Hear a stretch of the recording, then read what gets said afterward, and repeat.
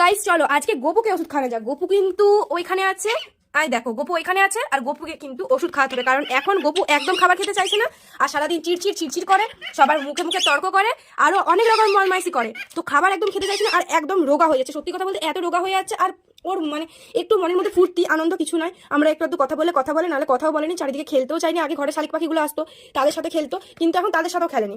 তো মা বলছে তুই ধর, মা যদি এখন ধরতে যাই মাকে তো কামড়ে ছেড়ে দিবে, আমাকে একটু ভয় করে। তো আমি ডাকবো আর ও চলে আসো, তোমার শুধু দেখো, আয় চলে আয় আয় গোপু। বুঝে গেছে না এখন ওষুধ খাবো, ওই জন্য আসছে নি, বুঝে গেছে, এই তো চলে এসছে।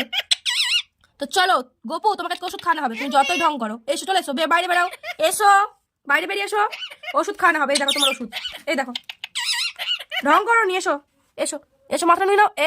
এই তো গোপুকে এখন ওষুধ খাওয়ানো হবে। ওষুধের প্যাকেজিংটা তোমাদেরকে দেখিয়ে দিই। ও এখন ছুটে ছুটে যাবে ওই যে ওইখানে ওর থাকার জায়গা, দেখো ওইখানে চলে যাবে। ও যাক, আমাদেরকে ওষুধ দেখায়, তারপরে ওকে ওষুধ দেখাবো। তোমাদের যদি ঘরে মানে ধরো কোনো টিয়া পাখি বা ছোট ছোট পরিযায়ী পাখি থাকে যারা একদম খেতে চায় না, বা কাকাতুয়া, ককটেল কাকাতুয়া, ছাগল, গরু, ভেড়া, যা যা তোমরা ঘরে পালো, হাঁস মুরগি থেকে শুরু করে, তারা যখন মানে চিড়চিড় করবে, খেতে চাইবে না ঠিকঠাক করে, মানে একটা তো খাবার পরিমাণ থাকে, তো সেই পরিমাণে যখন খাবে নি তখন কিন্তু তোমরা ওদেরকে এটা খাওয়াতে পারো। অবভিয়াসলি গরুদের জন্য, গরু, ছাগল আর ভেড়া এইসব প্রজাতিদের জন্য 1 সিপি করে, আর মুরগিদের জন্য 10 থেকে 15 ঠপা, আর ছোট ছোট পাখিদের জন্য 5 ঠপা করে। তো এটা আমাকে মেডিসিন দোকান থেকে বলে দিয়েছিল। তো এটা দাও, ডপারটা দাও। তো আমি কিন্তু এই ডপারটা করে মানে ওখানে ডপার খুঁজেছিলাম, বাট ওরা বললো যে মানে মেডিসিন দোকান থেকে কিনে নিতে হবে। এটা জানি কাছে কোনো রকম প্রবলেম হয়, প্লাস্টিকের গুলো একটু কেটে যেতে পারে। তো এটাই করে আমি এখন একটু বের করে রেখেছিলাম। আর দেখো এটা কালার দেখো, এটা কিন্তু খুব তেতো, খাওয়ার পর ওরা কিন্তু বহুত নাকড়া করবে, সেটা কিন্তু অবভিয়াসলি আমাদেরকে সহ্য করতে হবে। তো দাঁড়াওকে এখন খাওয়ানো যাক। এটা শিপিটা দিয়ে দিই। তো এই দিয়ে কিন্তু ছিপি লাগিয়েছি, আর গোপু দেখো জাস্ট ওষুধ খাবেনি বলে ও কিন্তু এখান থেকে চলে গেছে। তো মা এবার ওকে আনবে, জাস্ট রিয়াকশন, যাও মা লিয়েছ ওকে, জাস্ট রিয়াকশন। ও কিন্তু সারাদিন এখানেই থাকে। এই শীতকাল বলে মানে ওর সেটআপটা কিছুটা, শীতকাল বলে সেটআপটা কিছুটা এরকম থাকে ওর খাঁচায়। ওকে ছেড়ে দিতে তো তোমরা আগের দিনের ভিডিওতে দেখলেই। তো এখন ওকে ওষুধ খাওয়ানো হবে। ওষুধ তো ও চট করে খাবেনি, তার জন্য একটা দাঁড়াও জোগাড়, দেশি জোগাড় দাঁড়াও। ওষুধও খাবেনি তার জন্য কিন্তু আমরা, আর দেখো কামড়াচ্ছে। চলো চলো চলো, ওষুধ খেলাও।